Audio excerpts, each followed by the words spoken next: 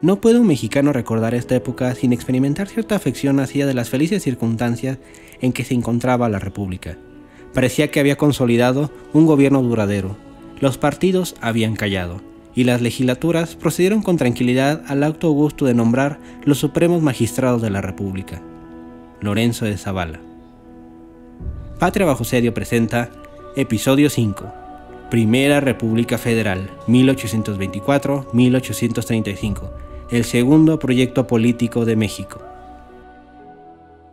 La América Septentrional logró su independencia de España en 1821, bajo el nombre del Primer Imperio Mexicano, pero dicho proyecto fracasó para dar paso a dos países, la Primera República Federal y la República Federal de Centroamérica.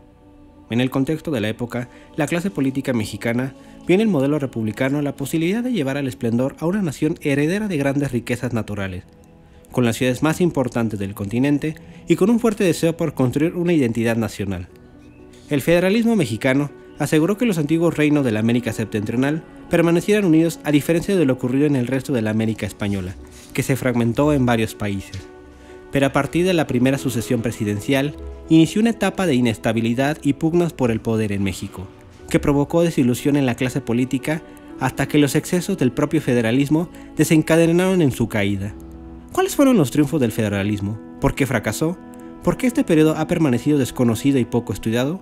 Quédate para conocer una historia totalmente desconocida para muchos mexicanos, porque estamos a punto de derribar mitos e interpretaciones pasadas de la Primera República Federal. Esta información forma parte de la historiografía más reciente.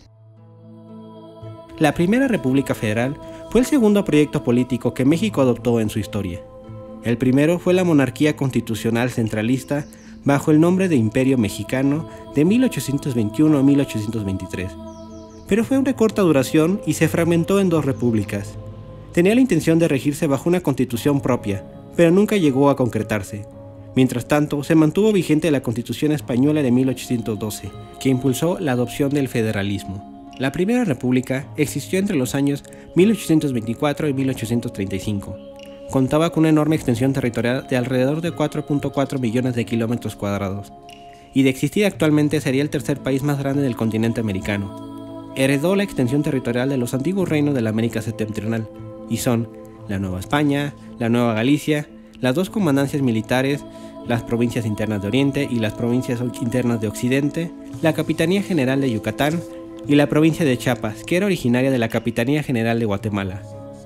Es importante señalar esto porque el siglo XIX fue una época de grandes problemas para la construcción del Estado-Nación, y el regionalismo fue un factor determinante para la creación de esta república. Como hemos visto en el episodio anterior, 4 de las diputaciones provinciales se declararon estados libres y soberanos. 2 de ellas pertenecían al antiguo reino de la Nueva Galicia, Guadalajara y Zacatecas. Una era la antigua Capitanía General de Yucatán y la última, Oaxaca, era una provincia de la Nueva España. El federalismo mexicano fue resultado de las condiciones históricas, económicas y geográficas que forjaron y aislaron regiones. Por eso, aunque en el papel todos eran mexicanos, la realidad es que no existió esa identidad nacional y en su lugar hubo identidades regionales. En las fronteras de la República se libraron difíciles relaciones diplomáticas con el exterior por definirlas. En el norte, los Estados Unidos buscaron expandirse al oeste, proponiéndole a México la compra de territorio, pero este rechazó tajantemente a ceder cualquier milla. Mientras tanto, en el sur habrá tensiones con Guatemala y Gran Bretaña, por la falta de fronteras claras y por la ocupación británica de una costa yucateca, que años más tarde se convertirá en el actual Belice. Como hemos narrado en episodios anteriores, el Imperio Mexicano surgió de una situación muy precaria tras 11 años de guerra civil y en un contexto internacional hostil. La guerra civil, las hambrunas, la delincuencia y las enfermedades afectaron a una sexta parte de la población y detuvo su crecimiento. España, la Santa Sede y la Santa Alianza se negaron a reconocer la independencia de México, lo que implicó la amenaza de una invasión. La independencia implicó un cambio político y la oportunidad de los americanos para guiarse a sí mismos. Pero no hubo ninguna revolución social, y algunas estructuras virreinales perduraron, por lo que el resto de la población siguió padeciendo de pobreza, hambrunas, desigualdad, delincuencia y choque con tribus nómadas indígenas, despojo de tierra y una falta de Estado de Derecho. Además, contamos la serie de hechos que marcó al imperio, como la rebelión de Veracruz y que el coronel José Antonio de Chávarri fue enviado a sofocarla, pero sorpresivamente cambió de parecer. El plan de Casamata, lanzado por los militares masones, desencadenó en la caída del imperio y en la desarticulación del gobierno nacional con las diputaciones provinciales que exigían un nuevo congreso y que 4 de ellas, Guadalajara, Zacatecas, Oaxaca y Yucatán, se pronunciaron en favor de una república federal. Esto influyó en las labores del segundo Congreso Constituyente, donde la mayoría de los diputados se inclinó por el federalismo frente a una minoría centralista. Fueron 2 meses arduos de debate sobre el destino de México y dónde debía estar la soberanía. La comisión encargada de la Constitución fue dirigida por el padre Miguel Ramos Arizpe, hábil político que lideró a los federalistas y cuyas ideas triunfaron en los debates. Es importante destacar a Ramos Arizpe frente a otras personalidades que hubo en ese congreso, porque algunos historiadores le atribuyen el logro de la autonomía regional con las diputaciones provinciales de la Constitución de Cádiz de 1812, en la que él fue partícipe en su redacción. La creación de las diputaciones provinciales y los ayuntamientos constitucionales, instituciones novedosas que abrieron la puerta a la participación de la vida pública a nuevos actores, como lo señala la doctora Nettie Lee Benson, fue uno de los procesos históricos que dio origen al federalismo. El acta constitutiva de la Federación quedó aprobada el 31 de enero de 1824, en que declaraba la existencia de la Primera República, y en los meses siguientes se debatieron los pormenores de la Constitución. Se ha dicho erróneamente que el federalismo mexicano fue una mala copia de los Estados Unidos de América, y por tratarse de un modelo ajeno a las costumbres y tradiciones mexicanas, fue la razón del fracaso. En el libro Práctica y fracaso del primer federalismo mexicano, la doctora Josefina Zoraida Vázquez indica algunos factores. La compleja historia mexicana se derivó del enorme territorio cuya orografía y carencia de ríos navegables dificultó las comunicaciones, generando regiones aisladas, pobladas por diferentes etnias y grupos españoles que se arriesgaron, lo que consolidó un regionalismo en que surgieron élites provinciales y diversos procesos que la guerra de independencia agudizaría. No cabe duda que la corona española intentó centralizar la administración, en especial bajo la dinastía borbona y el interregno liberal, pero sus intentos chocaron con la distancia y la compleja legislación. El doctor Eric Van Young descubrió las razones por las que las élites provinciales se pronunciaron por este modelo político. El federalismo se convirtió en la ideología del momento, entre los liberales después de la independencia. Tenía como objetivo reducir la atracción gravitacional y las políticas depredadoras del gobierno central, en lugar de fortalecer las relaciones horizontales entre los estados. Fue el regionalismo lo que hizo que el federalismo mexicano fuera mucho más radical que el norteamericano. Ejemplo de esto fue que el gobierno nacional se lo debilitó mediante la privación fiscal sobre los ciudadanos y se le hizo dependiente de una aportación que le harían los estados en función de su población y riqueza, llamado contingente, pero muy pocos de ellos van a cumplir. Al gobierno nacional se le dio la responsabilidad sobre la deuda pública, la defensa externa y el orden interior, mientras sus ingresos eran las aduanas y algunas menudencias. La aduana más rica se hallaba en la región geopolítica más importante del país, Veracruz, y era vital mantener su control para que sobreviviera el gobierno nacional. Por otro lado, el aumento del contrabando le dio un duro golpe a las arcas nacionales y al de por sí debilitado gobierno nacional. La Constitución de 1824 reconoció la doble soberanía, la federal y la estatal. En la práctica, algunas regiones vivieron en total autonomía del país, y su negación a obedecer al gobierno nacional fue lo que condenó a la Primera República. Por si fuera poco, todo lo que no quedó especificado en la Carta Magna se dio por hecho que esos asuntos quedaban en manos de los estados. Otro aspecto problemático fue que no hubo equilibrio entre los 3 poderes, el ejecutivo, el legislativo y el judicial. En el poder ejecutivo, el presidente quedó limitado porque se temía que actuara como un tirano. Solamente les fue posible a algunos presidentes gobernar usando facultades extraordinarias. El poder judicial, la Corte Suprema de Justicia, no contaba con los medios para el control de la constitucionalidad como actualmente los tiene. Finalmente, el poder legislativo era el dominante y así lo fue durante los subsecuentes proyectos políticos. El Congreso, además de legislar, también quería gobernar y mantuvo fuertes disputas con el presidente en turno. Además, el Congreso fue la única institución encargada de vigilar la constitucionalidad, pero terminó por contribuir al desorden y a la ilegalidad, como a lo largo de esta temporada veremos. El doctor Reinaldo Sordo Cedeño explicó los 6 factores que contribuyeron a este rápido deterioro. 1. Las dificultades de la puesta en marcha de las nuevas instituciones. 2. Las diferentes interpretaciones del federalismo en México, que iban desde el confederalismo a un federalismo de nombre. 3. La inexperiencia de los actores políticos. 4. La actuación poco favorable que ponía al país a la defensiva. 5. Las finanzas públicas en bancarrota. agravada por varias medidas legislativas en beneficio de los estados. Y 6. Un faccionalismo al rojo vivo en toda la República y entre los grupos del ejército, la iglesia, el gobierno y las profesiones liberales. La Primera República Federal era un estado confesional, porque la religión católica era la única tolerada y permitida. Además, era una sociedad estamental, lo que quiere decir que había grupos sociales con fueros y privilegios como la iglesia y el ejército. Ambos aspectos son herencia española, y a lo largo del siglo XIX habrá fuertes discusiones entre los distintos grupos políticos sobre su permanencia. En la esfera estatal hubo conflictos entre los estados y sus ayuntamientos. La creación de los ayuntamientos, herencia de la Constitución de Cádiz, reemplazó a la antigua administración de la República de Indios y de Españoles, que en la práctica representó la pérdida de privilegios y de autonomía de los pueblos indígenas, el despojo de su tierra y una larga lucha contra el nuevo orden. Los estados buscarán disminuir la presencia de los ayuntamientos al cambiar el requisito de contar con 1000 habitantes a 3000 o incluso 5000 habitantes. La cadena de mando en la esfera estatal generó muchos conflictos y era la siguiente: los gobernadores, los jefes políticos y los ayuntamientos. Años más tarde, Benito Juárez criticó el papel de las jefaturas políticas y le restó poder a los estados. Las Fuerzas Armadas de la Primera República estaban compuestas por el Ejército Federal y las milicias cívicas. Las Fuerzas Armadas ocupaban el mayor gasto por temor de la invasión de España y la Santa Alianza. Las milicias cívicas eran brazos del ejército en los estados que se convirtieron en un elemento de fricción con el gobierno nacional, debido a que se les acusó de interferir en la política local.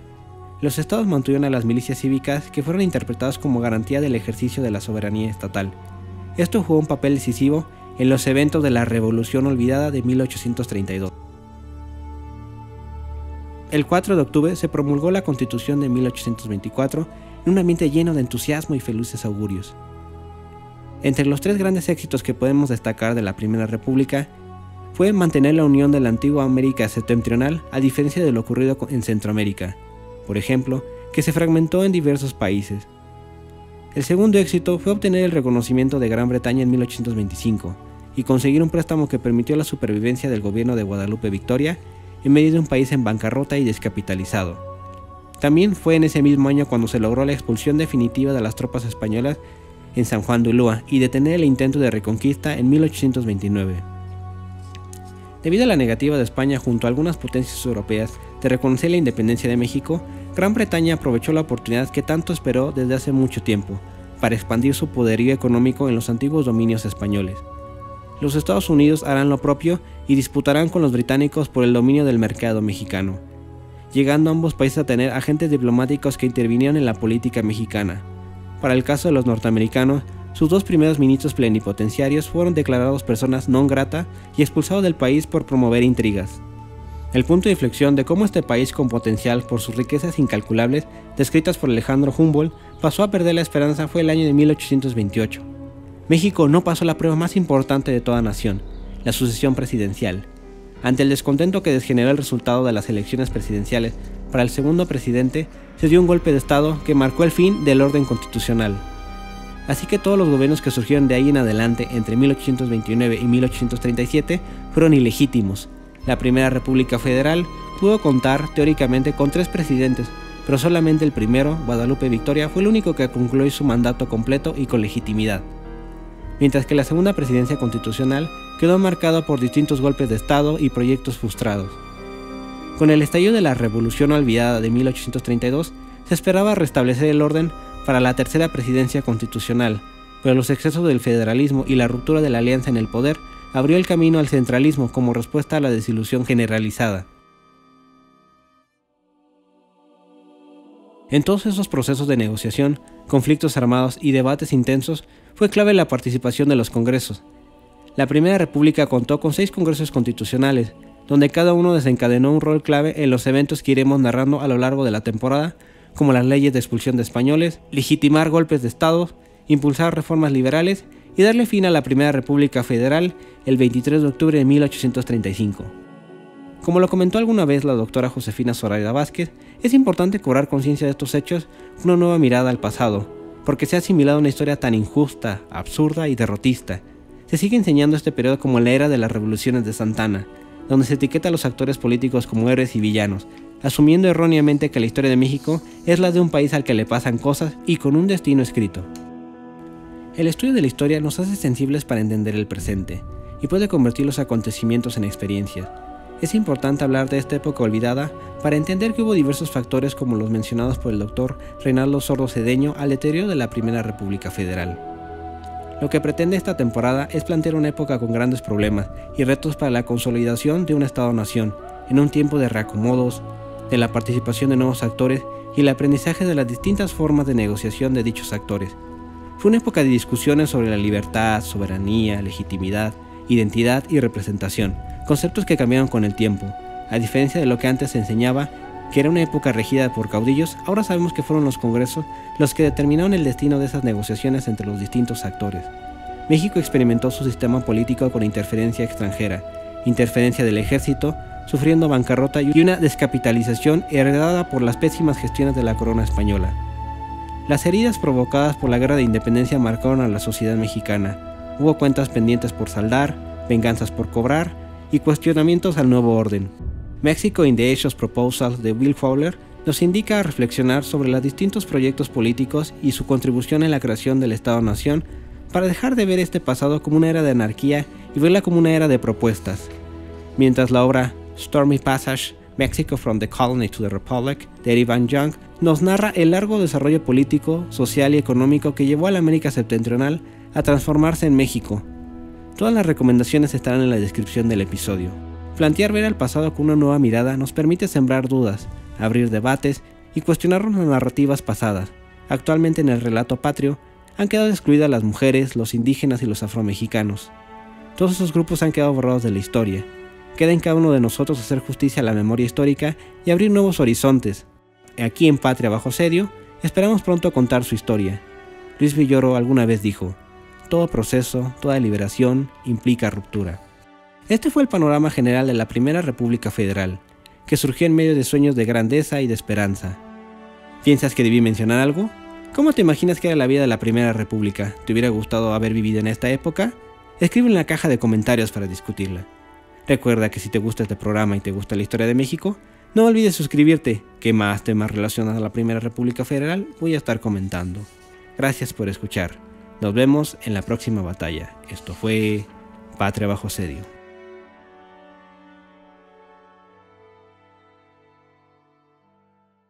Contenido extra del episodio. Muchas gracias por llegar hasta aquí. Quiero dar un enorme agradecimiento a los Patreon de este mes, que es mi amigo José Antonio y mi papá, que han creído en este proyecto y gracias a sus aportaciones podemos continuar dando más episodios. La anécdota del día de hoy es sobre Guadalupe Victoria y el reconocimiento que tuvo con Gran Bretaña. Además de dinero consiguió armas y esas armas ya estaban obsoletos para 1825 porque ya habían sido utilizadas en la guerra napoleónica. De hecho, fueron las mismas armas con las que venció a Napoleón Bonaparte en la batalla de Waterloo. Bueno, esas armas en la guerra contra los Estados Unidos son las que el ejército mexicano va a utilizar, para que se den cuenta de la gran desventaja que tenía México en la parte de su armamento y artillería, mientras que Estados Unidos, cuando empezó la guerra contra México, ya tenía un armamento moderno.